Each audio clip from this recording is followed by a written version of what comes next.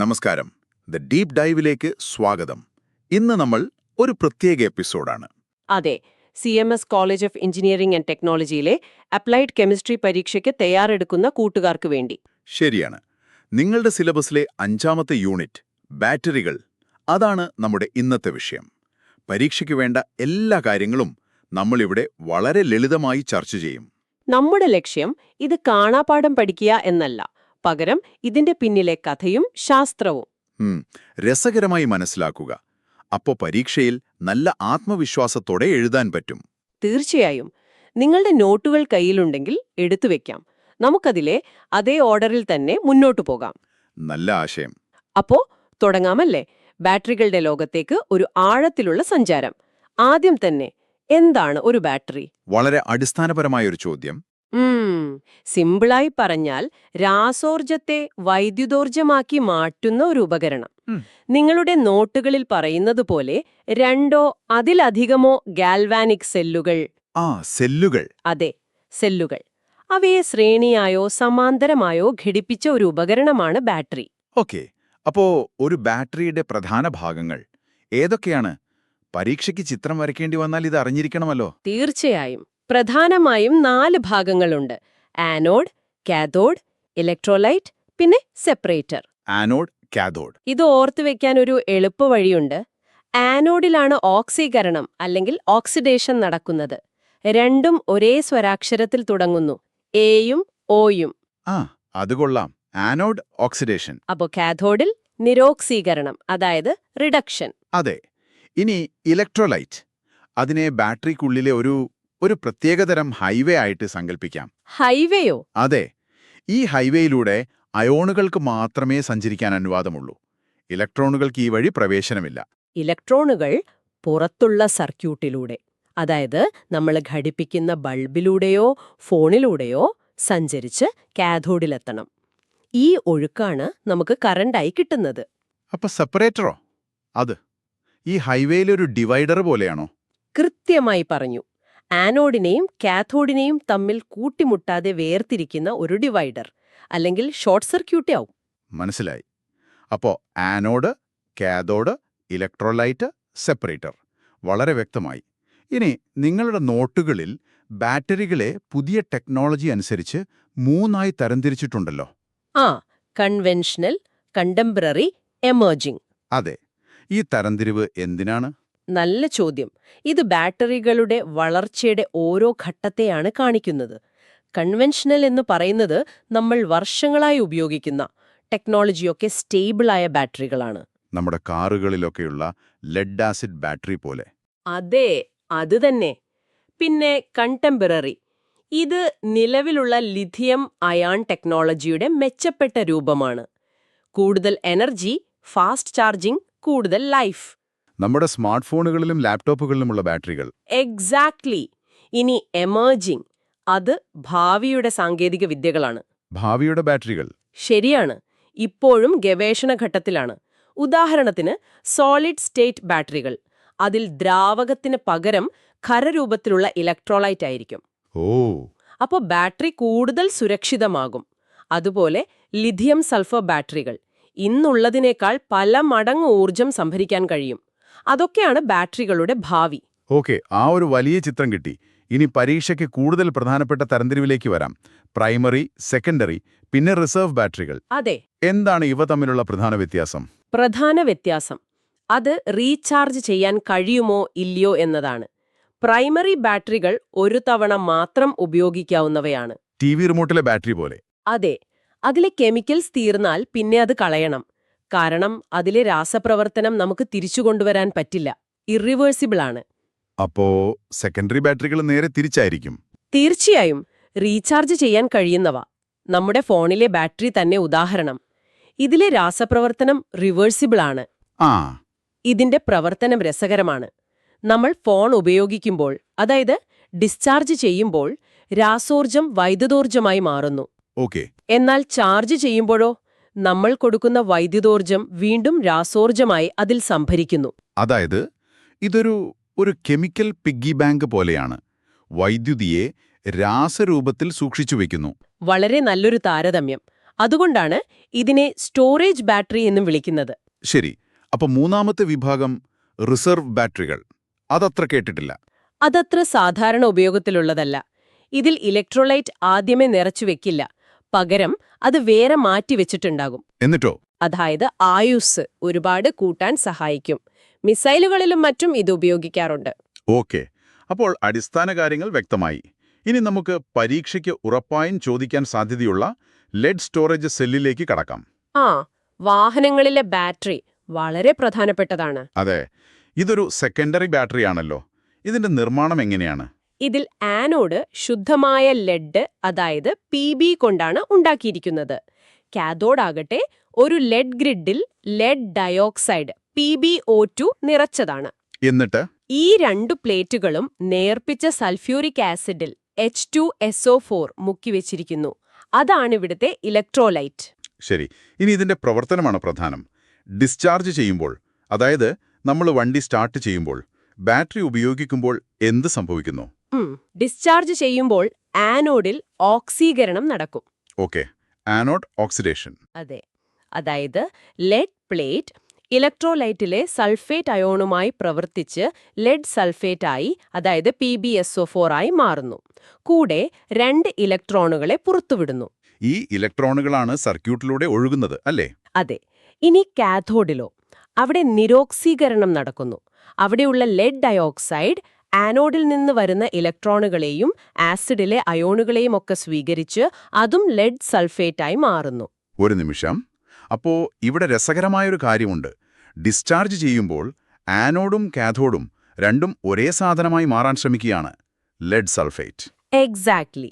അതാണ് ഇതിലെ ഏറ്റവും പ്രധാനപ്പെട്ട പോയിന്റ്. 2 ഇലക്ട്രോഡുകളും ലെഡ് സൾഫേറ്റായി മാറുമ്പോൾ അവ തമ്മിലുള്ള പൊട്ടൻഷ്യൽ വ്യത്യാസം കുറയും. വോൾട്ടേജ് ഡ്രോപ്പ് ആകും. അതെ. അതോടൊപ്പം സൾഫ്യൂരിക് ആസിഡ് ഉപയോഗിക്കപ്പെടുന്നതുകൊണ്ട് അതിന്റെ ഗാഢതയും കുറയും.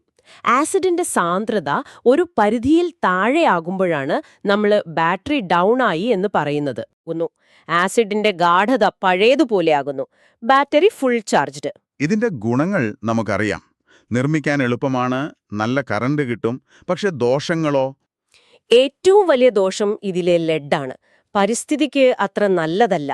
പിന്നെ ഭാരം കൂടുതലാണ്. കുലുക്കമൊന്നും അധികം താങ്ങില്ല. ശരി. അപ്പോൾ ലെഡ് ആസിഡ് ബാറ്ററി ശക്തനാണെങ്കിലും ഭാരമേറിയതും പരിസ്ഥിതിക്ക് അത്ര നല്ലതല്ലാത്തതുമാണ്.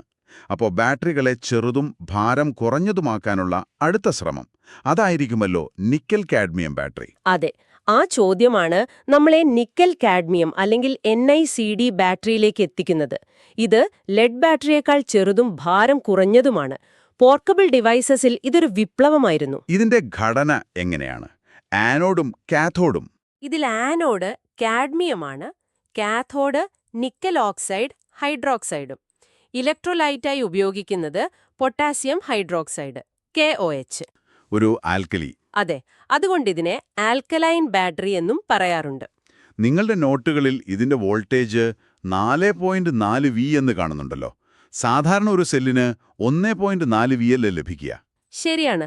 ഒരു പക്ഷേ അത് പല സെല്ലുകൾ ചേർന്ന ഒരു ബാറ്ററി പാക്കിന്റെ വോൾട്ടേജ് ആകാം. പരീക്ഷയ്ക്കെഴുതുമ്പോൾ ഒരു സിംഗിൾ സെല്ലിന്റെ വോൾട്ടേജ് ഏകദേശം 1.4 V ആണെന്ന് കുറിക്കുന്നതാവും നല്ലത്. ഓക്കെ.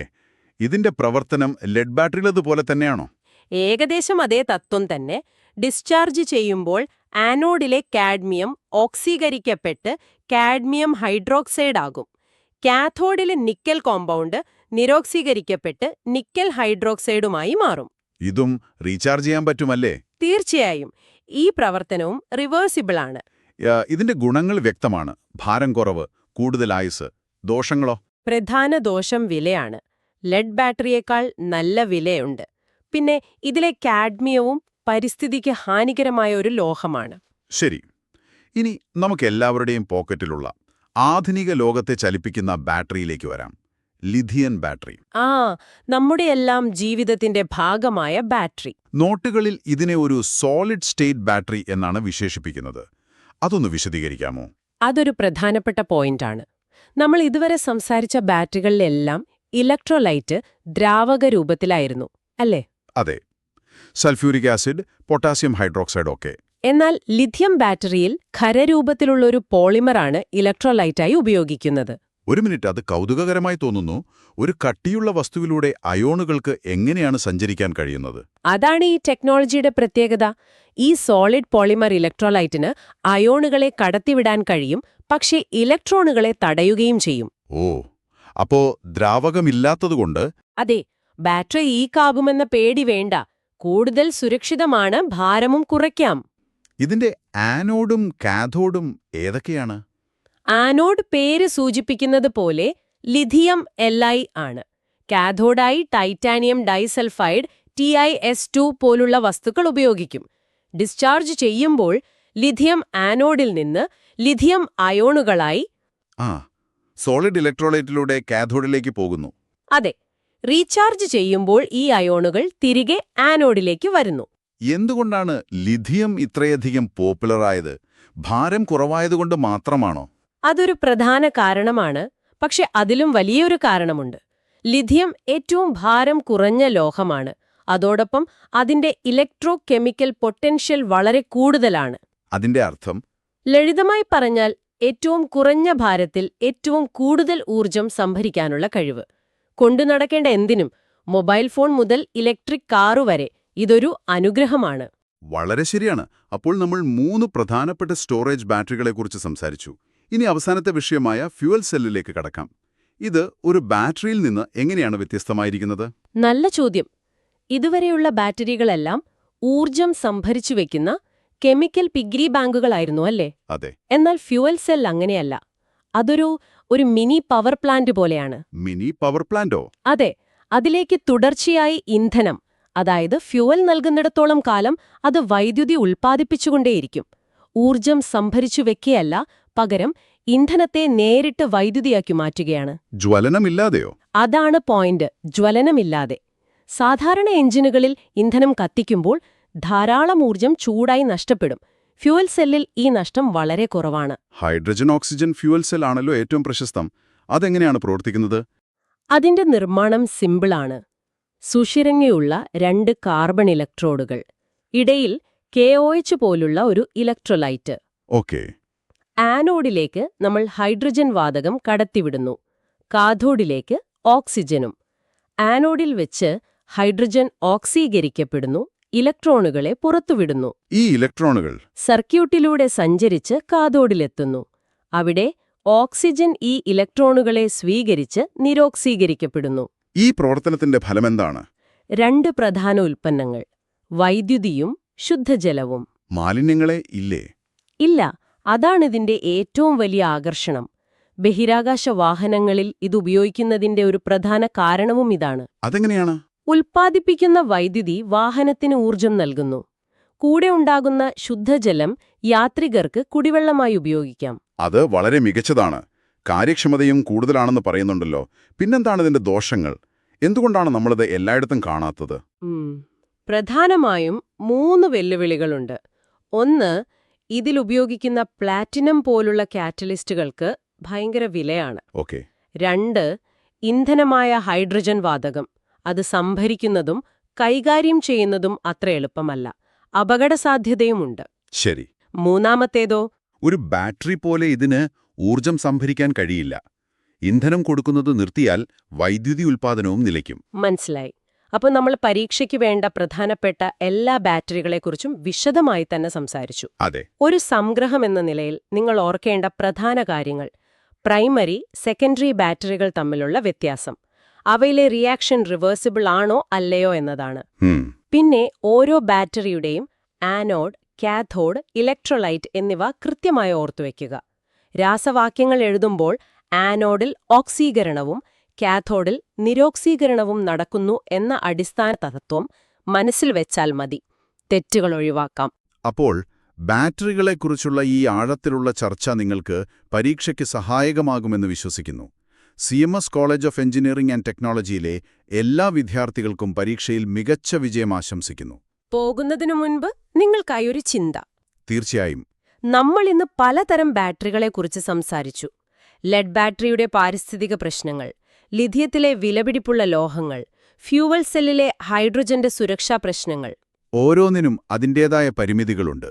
അതെ, ഒരു എഞ്ചിനീയർ എന്ന നിലയിൽ നിങ്ങൾ ചിന്തിച്ചു നോക്കൂ, ഭാവിയുടെ ഒരു സമ്പൂർണ്ണ ബാറ്ററി എങ്ങനെയായിരിക്കണം? ഉയർന്ന കാര്യക്ഷമത, കുറഞ്ഞ വില, പൂർണ്ണ സുരക്ഷ, പരിസ്ഥിതിക്ക് ഒരു ദോഷവും വരുത്താത്ത ഘടകങ്ങൾ. ഇവയെല്ലാം ഒരുമിപ്പിക്കുന്ന ഒരു ബാറ്ററി ടെക്നോളജി സാധ്യമാണോ? അതിലേക്കെത്താൻ ഇനി എന്തെല്ലാം കടമ്പകൾ കടക്കേണ്ടതുണ്ട്? ഇതിനെക്കുറിച്ച് ചിന്തിക്കുന്നത് നിങ്ങളുടെ പഠനത്തിന് പുതിയൊരു ദിശാബോധം നൽകിയേക്കാം.